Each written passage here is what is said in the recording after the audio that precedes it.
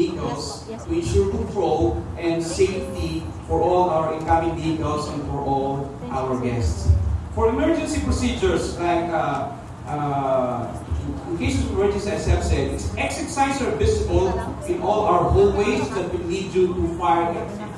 Since after lunch will be builded here at E-Crown, mamayang alas 12, after your lunch will be your check-ins. If, for example, facing Cabugao Bay, our reference will be Cabugao Bay. That is Cabugao Bay. Okay? So if you are billeted on the left side of the building, let's say the rooms, some rooms are located at the left side, some rooms are located at the right side. It's being, at the middle is our elevator shaft, where we have our one elevator here. So if you happen to be on the right side of the building, the fire exit will lead you on the front left side of the building. Front left side. Okay, so meaning, in case of emergency, once you're located here, kapag lumabas ka po ng pinto, ang takbo mo or ang labas mo papunta po sa dulo because the exit door of the left side of the building is located at the front side. Okay po ba?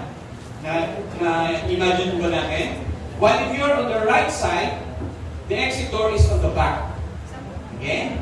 On the back side of the building. So, in case of emergency, kapag nandun ka po sa right side of the building, go towards the back.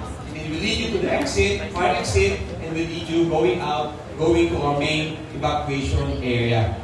So, again, our assembly area for evacuation in case of emergency such as fire or earthquake is the main parking lot. So, we have only one fire alarm standard sound, so please know that our hallways, our function halls, and rooms are equipped with smoke detectors. So therefore, smoking or vaping inside the building is prohibited. So that hindi po maabala yung ating pagtulog sa gabi, iwasan po natin yun because of course these are all working in good working condition so that wala po tayong raranasan fire kasi alarm. kapag ako ng In case of injuries, accidents, or hazards you've experienced inside siguro the other premise, mga please gustong report sabihin. immediately to our staff Tatlo and lang. to our security personnel. Kasi But nabubulol I din know that sila. we have a medical team standby there at the back coming from the Philippine National Red Cross, so thank you so much for that.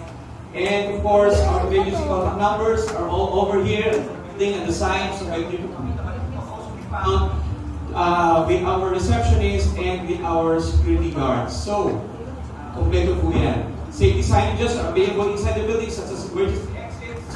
Evacuation plans are also visible in your own rooms. And we encourage our guests to familiarize themselves with the signages while staying with us for the next 3 days. During emergencies, we would like to encourage everyone to stay in group, be calm, but alert. And we encourage our guests to be aware of the surroundings while staying here. Actually, during nighttime, your nighttime activities, be aware of your surroundings. Aside from we have the Philippine National Red Cross, the following staff have also undergone basic life support training, namely Mr. John Reyes Ferrero, Ms. Rica Pilaggio, Ms. Elma Vilaos, and yours. During emergency, it's important to evacuate calmly and quickly, and be mindful to look for emergency exit signs and follow the instructions from our staff. And then, also we'd like to inform you that the hotel is in partnership with Immaculate Heart of Mary Hospital for its emergency and medical needs, and we are also compliant with the fire safety and protection requirements. And also our first aid kits can be found at our security post, admin office, and receptionist. With all of this, we wish and we pray for the success for the next 3 days, for the great success, good success of this activity. Thank you and good day to all of you. Thank you so much, Sir Jess. Thank you so much po sa ating host ng ating event, which is the E-Crown Resort and, ano ba yun? E-Crown Resort and Hotel and Resort pala, sorry. Medyo nakainom ng gamot kanina. Kaya, kasi sila ang tumulong sa atin during our preparation till matapos ang ating event to protect not only the campers, kundi lahat tayong nandito ngayon. Now, to officially begin this event, may I invite everyone to please rise for the opening prayer and kindly remain standing standing as we pay tribute to our nation with the singing of the Philippine National Anthem presented through an audiovisual presentation.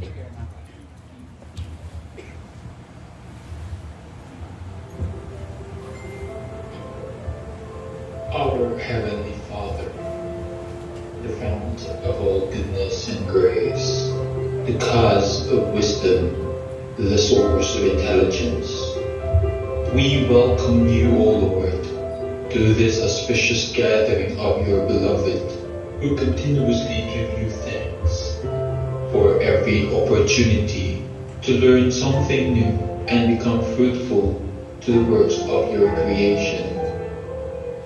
We humbly come to you, not because we are worthy, but because we find ourselves in need of you, who is our strength and our hope, to continue despite the challenges we face in health, prosperity, and our solidarity with one another. We pray that today's gathering, made possible by the grace of advancements in technology and social media, become successful in its endeavors, so we can offer it back to you as our humble offering to honor you, glorify you, and love you through our deeper connection with everyone. May we find bliss in today's session and become more productive children and co-creators of the earth. This we ask and pray through Christ our Lord. Amen.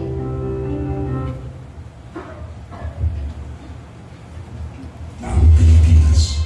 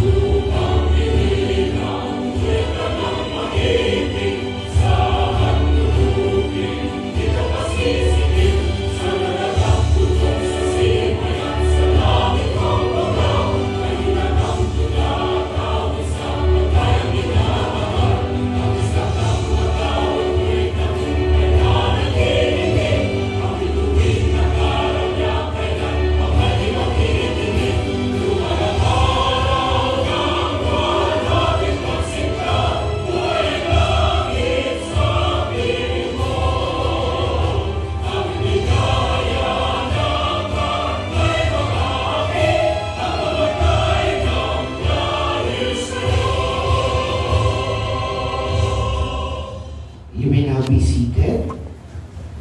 And also to continue fueling the energy and the inspiration of our youth leaders today, let us warmly welcome our esteemed Provincial Governor and Training Management Chairperson, Governor Patrick Ali D. Asansa, as he delivers his message to empower and uplift us. So let's give us our Provincial Governor a resounding applause.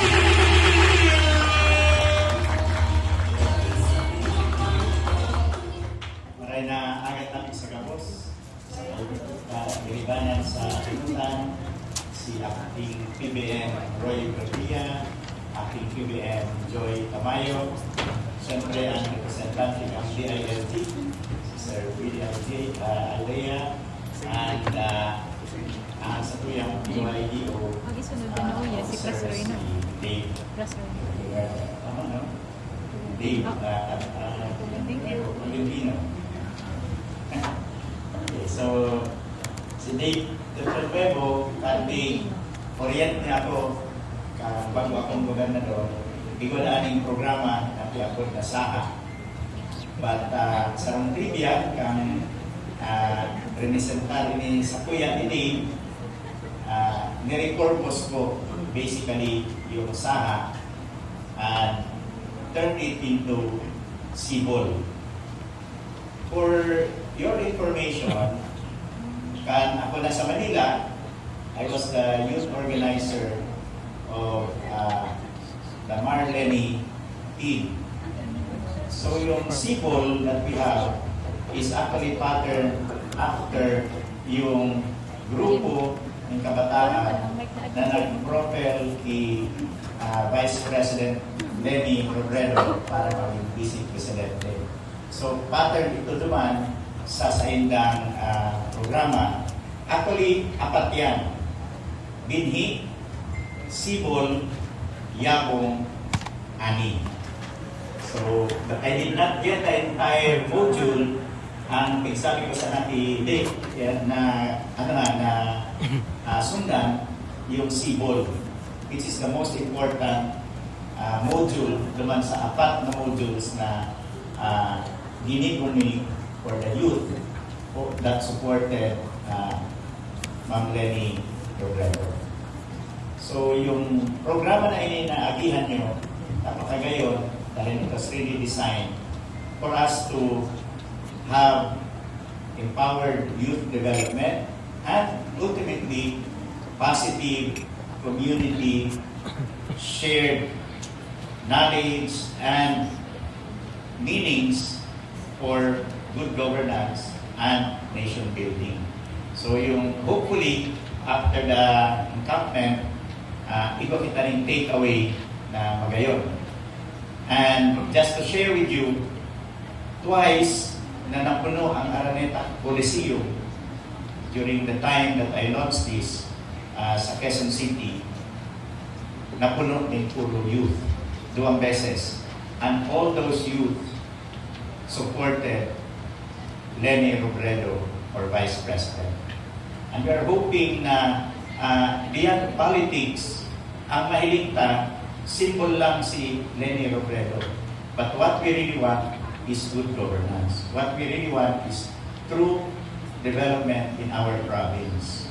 So, real talk, ngunya ng kaakian, ang madalas na raranasan maging iganing kaya kumparataan sa dilita sa mga nangyayari sa ibang tao, sa nangyayari sa kasabayan ta, that we always think that maybe we are being left out, that maybe we are stuck up. Matataarog sa nakita kainin, ang na-achieve ta. Nata si amigo ko, alaman sa Manila, gasigat na. Nata si Arong kaini, so katanin ko ning harong, scholar, na mamayagpag, etc. So, but as youth, iba talaga kita ning aagihan na proseso. At iyon ini, so, exsimulate na Sibol. So, ang Sibol is actually supposedly an action word or a verb na pagsibol to grow. But at the same time, it can be a noun. Sibol meaning the growing youth. So, yung paghilinta sa kabataan, ang gusto tang maunawaan mo niyan, yung are we really stuck up? Are we really left behind? Are we really here in this place na baging dahil kita ng pag-uswag? And maybe it's worth reminding na ang Sibol sarong proseso. Diretso ang gusto kang iba maging mayabong na dahil mo man diretso ma-attain ito kung dahil ka mag-agi sa proseso. So, what we fail to realize sometimes, because we always want to grow in a perfect soil. Gusto ta, ay, pag tinanong ako, diretso ako matalubo, ang gusto ta mahilig, so, bunga na diretso. Na, ay, namunganaan, napakinabangan. And so we always feel na, stuck up talaga ako. Diyan na malaog ang mga mental health problems, diyan na malaog ang mga insecurities, diyan na malaog ang mga doubts. Am I really that good? Am I really useful? Even to my family, or friends, or to the community, or to the province? And when you start entertaining that, then you really feel stuck up. But realize na as Sibol, iba ng proseso. Ang pagtalubo, bako man agad-agad. And sometimes ang pagtalubo, pairarong. Growing your roots. And never mind, because we are in Catanduanes, we are in a geographically isolated disadvantaged na area, harayo kita talaga sa mainland, we have more challenges here in the island. Iba pa kita ng bagyo. And never mind if you feel that you were planted in a rocky soil, na pati ngayang kaibaban ng pigatarubuan ng mga youth ng Catanduanes. Maging masakit kumpara sa iba, sa taga Manila, sa taga Legazpi, taga Naga, etc. Never mind that. Because sa pagsibol, we just keep on growing. Our roots find the water anyway. Kapilitan, maski pa tinanong kita sa rocky soil. Mapilit at mapilit kita to find water because we know that water will nourish us as seaballs. And as we start to grow our leaves, we start looking for the sunlight. We just keep on looking. And that sunlight is symbolized by the truth. Hamas tihain paan, it goes north, south, wherever. As youth, we always try to find that sunlight. Because that will be our north. That will guide us kung saan kita papunta. And the moment we see the sunlight, meaning the truth, we just keep on growing and our leaves will keep on reaching out for the truth. And when we finally do, yan yung may start kita ng pagyabong. Seaballs, sabitan igapon sa binhi ang programa. Binhi meaning seeds. And when we start growing, nagiging seaball. And when we grow, we become something. We can be trees. But what kind of trees? Trees with large leaves. Meaning that we find our usefulness by providing shade. Meaning as youth, when you are the shade, you protect others. You protect certain interests of the people. Lalo kasaladayan. But not all of us will grow shady leaves.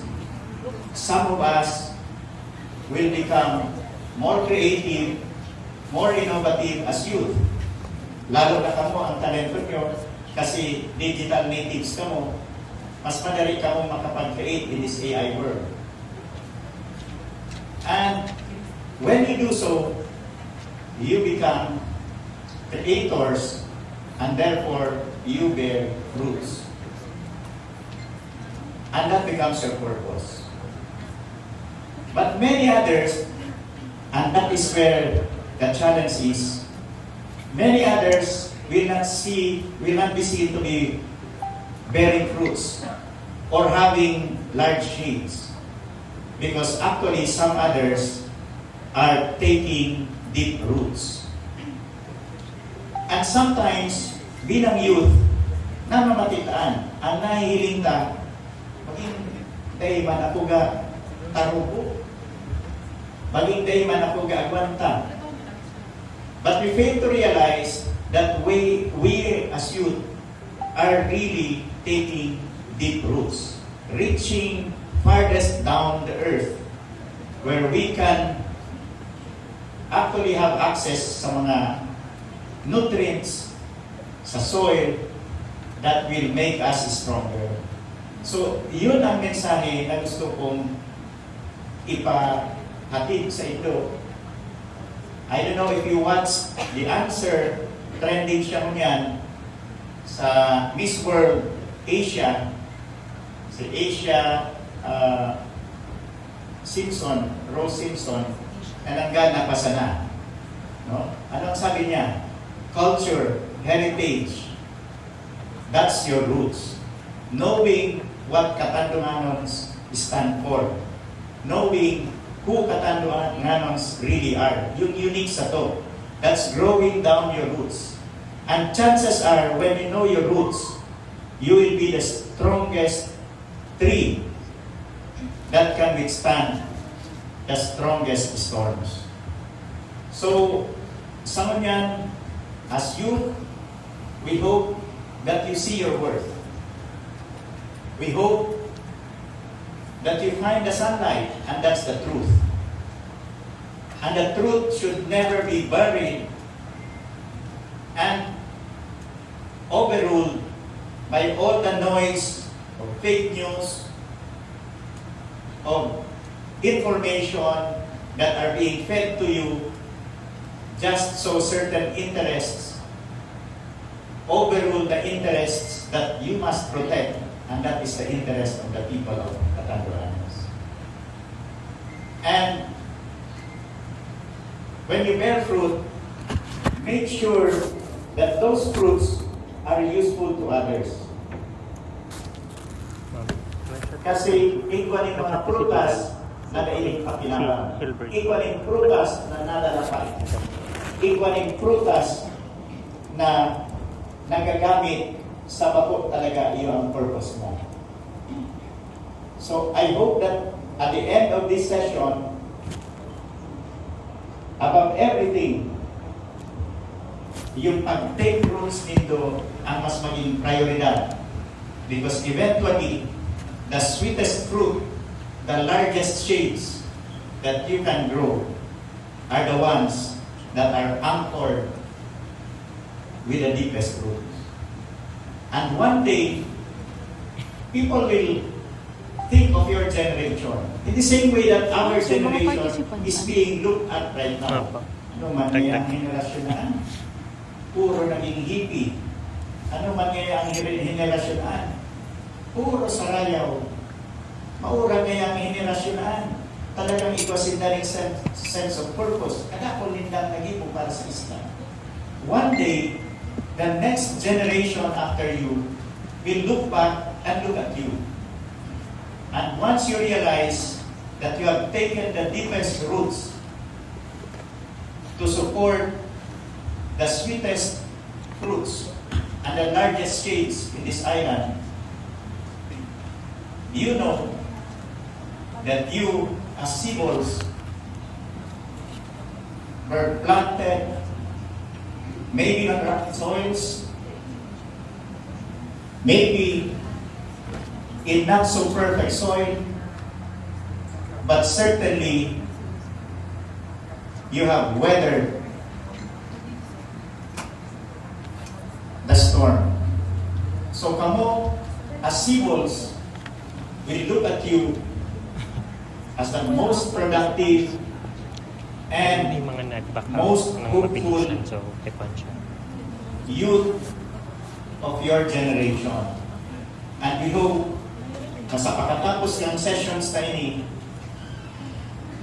you give value to yourselves, and pinaka-importante, and you need this, grow together. Because at the end of the day, if you grow together, ining pinag-iibahan na hindi, nakulang tabangan. Because when you go out there in the real world, minsan, gasolo-solo ka. So mga panuhudan mo, so mga paniniwala mo, mga advocacies mo, when you go into a room filled with people, sometimes you might get drowned. Kasi solo ka sana nananindugan. But if you have taken roots deep enough that you value your heritage, the interest of the people, maski gasolo ka, you can always weather the storm. So Sibols, grow, but grow not without purpose. Grow with integrity,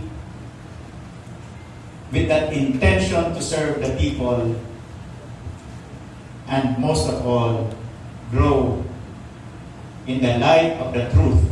And you know that the truth is only absolutely our God. Maray na aga tabi sa inyo dahil. Thank you so much, Paul Go, for your inspired words. Your message serves as an encouraging reminder that personal progress and leadership are journeys that unfold unfold over time. Padagos kitang magsibol into kind people and righteous leaders that we are destined to be. Kaya naman, let us take this moment to recognize our distinguished guests and passionate campers who have embraced the challenge of joining this year's Cebol CYLC. We now invite Honorable Roy T. Buendia, the Acting Sangguniang Kabataan Provincial Federation President and CYLC Camp Coordinator, to come forward and introduce our campers. But first, may we have a photo opportunity together with our Provincial Governor po and our guests, with our dear campers. Siguro dito na lang po tayo sa unahan ng campers para makita po. Ayan.